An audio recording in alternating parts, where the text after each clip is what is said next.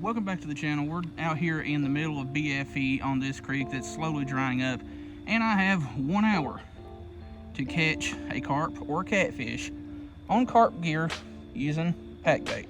Let's get to it.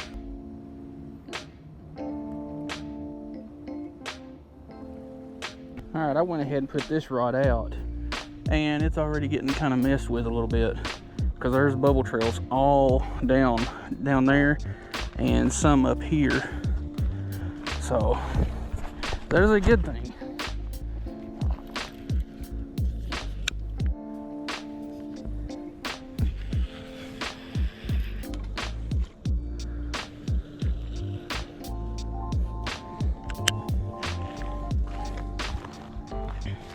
There was somebody like down here in the corner fishing when I got here, and when they left, it sounded like their vehicle didn't exactly like how soft the ground was where they parked. There was a lot of revving and spinning and all that good stuff back there, which tells me plenty about driving back there myself, because I've kind of wondered about the two other little roads that come in like down there.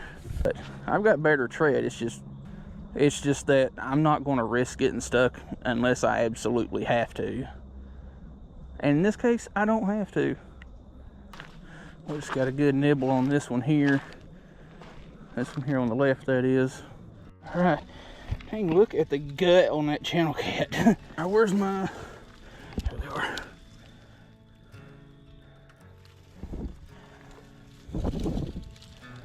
Right in the bottom lip, where they should be. All right, that went better than I expected.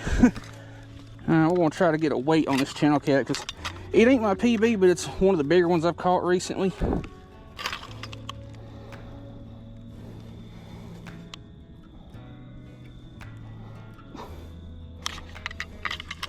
Well, I guess my batteries are dead. Anyway, that's a chunky channel cat. Like, that one's every bit of 6-7 pounds. My biggest is just hair under 10. The gut on that thing. Anyway, let's get this thing back. I know somebody out there's gonna be like, why are you using them grips, you see? Well, one, because I want to. Two, why not? There it goes. We've got about 30 more minutes left to fish, so I'm gonna rebait that one again real quick. We're gonna get her back out. Apparently it found the hook and got away from it, because carp are super hook shy.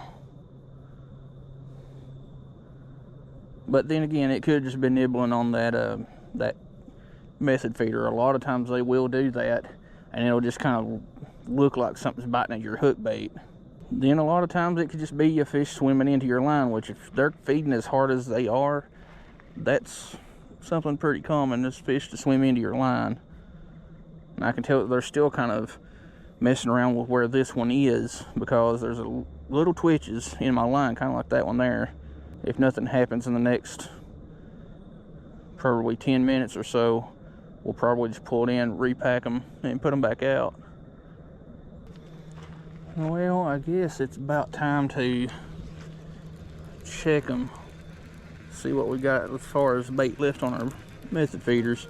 Because the first batch that you put on usually is going to fall apart a little bit quicker. Mostly because it's already soggy and not absorbing any water. And that one's a little bit dirty, but not too bad. Just going to take and scrape off this old stuff. That way the new stuff holds on a little bit better.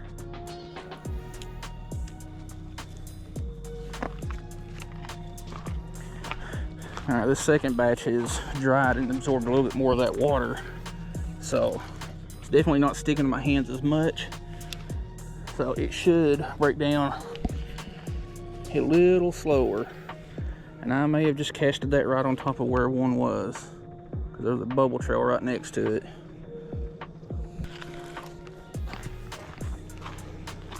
And then repeat the process for the other one.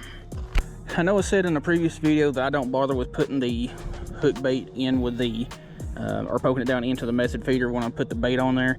But these things are actually designed to where you lay your hook bait in there, put the pack bait in, and then smush the pack bait around it. That way your bait is all together in one spot. But still, like I said in a previous video, once this breaks down, your hook bait's going to fall away from it anyway. So it doesn't really make a huge difference, but it's personal preference type thing.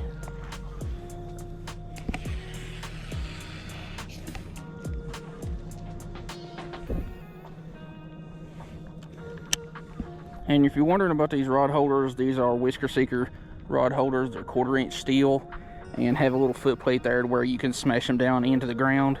And you've got 1, 2, 3 different angles that you can put your rods in. Straight up, a little bit of an angle, and then almost straight out. Pretty handy. And that little foot piece on them actually serves as a rod butt protector, especially if you don't want your stuff, you know, getting muddy. Just casted the one on the right out just not 2 minutes ago. It's already getting hit. But like I said, they could be just feeding on that message feeder, but since I packed that hook bait in with the message feeder, it's got a little bit better chance of getting a hook up. Today's bait mix is just slightly different from the last trip's bait mix. Not really that much different, but there's one ingredient in it that I've had forever, and apparently it's something that works pretty good for carp. It's halibut pellets, little old bitty tiny things. They look like just really big pieces of, well, food that you would feed fish in aquariums. But I put about 3 handfuls of it in with my typical carp bait mix, and since it's a pellet, it's not going to dissolve as quick. It's going to fall away from the message feeder a little bit slower. It's not going to dissolve as quick, and that scent's going to be out there for them to find for a little bit longer. So hopefully it pays off. That sucks that my scale batteries are dead. Oh well. I'm guessing it just got tumbled around and something turned it on and off and on and off, and it just ended up killing the batteries, but it is what it is. But yeah, what I was saying with these message feeders, they're made to where you can put your hook bait down in there and take a wad of your pack bait, put it on over that, mush it down in there, and then you take your message feeder, squish that down in there, fold all this excess over. That way it kind of grips to the message feeder a little bit. Give it a good mush. And then be gentle with pulling that out. That way it doesn't mess with your pack bait and tear it apart. And the longer you let your pack bait sit, the more it's going to absorb the juices and stuff. And you got less stuff sticking to your hands.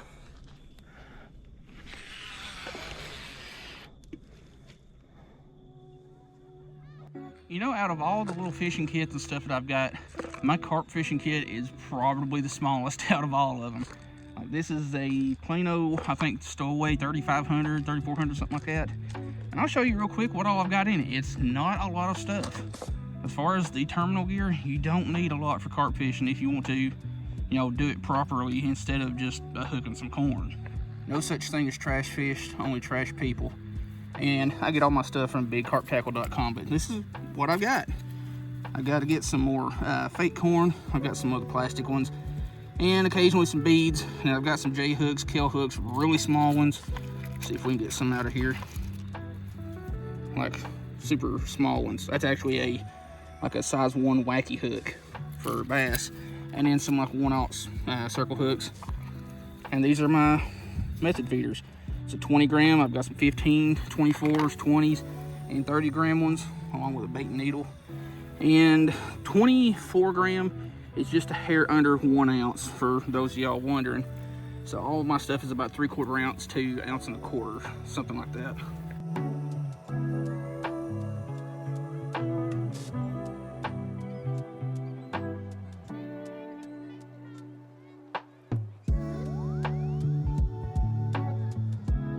might as well check this one while I'm down here. Yeah, there's nothing on that one.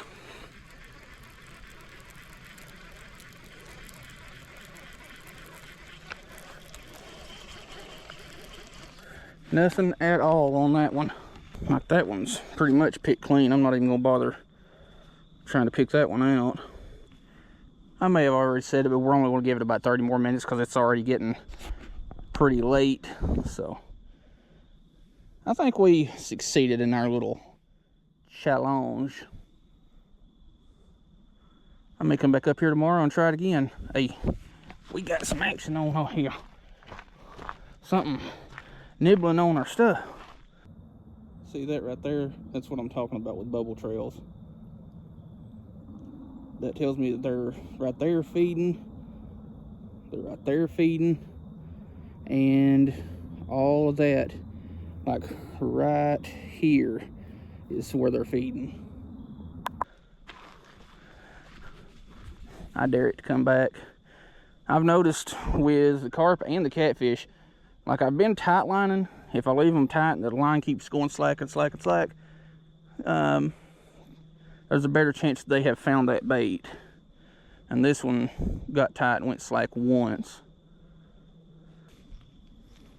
Oh, we got a deer over there.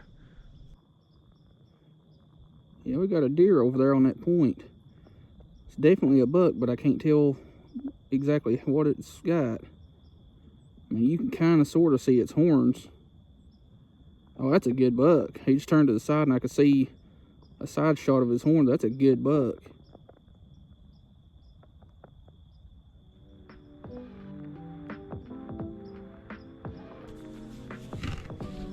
Oh, crap. One more to end it out. That one didn't nibble on it either.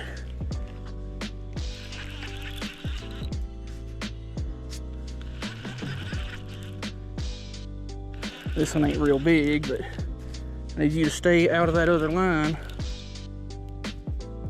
And you're in that other line. Jeez. What are you doing? I'm trying to get up here and get my net.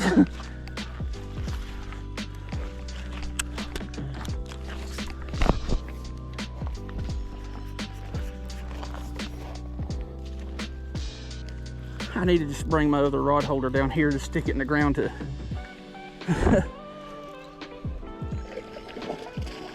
what the woo, woo, that one puckered up my butthole. That was a close one, y'all. That one was not in the mouth. That one was snagged in the dorsal fin. And he was about 4 feet from me when he popped that hook out of its dorsal fin. Well, I think on that note, we're going to go ahead, wrap her up, and call it. I may go ahead and re-rig some of these tonight or tomorrow, just to be ready for the next time. I'm going to actually fish for a couple of more minutes, but I figured I'd go ahead and do my outro now while I still have a little bit of light. But anyway, carp fishing, and well, catfishing obviously, because we caught the catfish today, is fun. Like, there's so many people that trash on carp just because they're a less desirable fish. They are very edible, they're very fun to catch, and they're easy to catch. I mean, you can take the route of just going out with some corn or get you some method feeders and some pack bait and all that. There's a huge market in it. And I will guarantee you, if you put a 10-pound catfish up against a 10-pound carp, that carp will beat it all day long. Not even comparable. But you don't need super special gear. I mean, we're using the method feeders, and that's about it. But yeah, just go to the store, get you some breadcrumbs, some oatmeal, or something grainy similar to that, a pack of Jello mix or Kool-Aid mix, and some corn. I'm getting bit. Mix it all together in a bucket and put it out there and catch you some carp. They're fun. Like I said, they're very edible. But yes, they do have bones in them, but if you fillet them properly, you're going to cut that section out that's got all the Y bones and stuff in them anyway and just toss it. They're just as edible as anything else. Yes, they are a bottom feeder, but really, what isn't? Bass eat stuff off the bottom. Crappie have been known plenty of times to eat stuff off the bottom. Drum do, catfish do, you name it.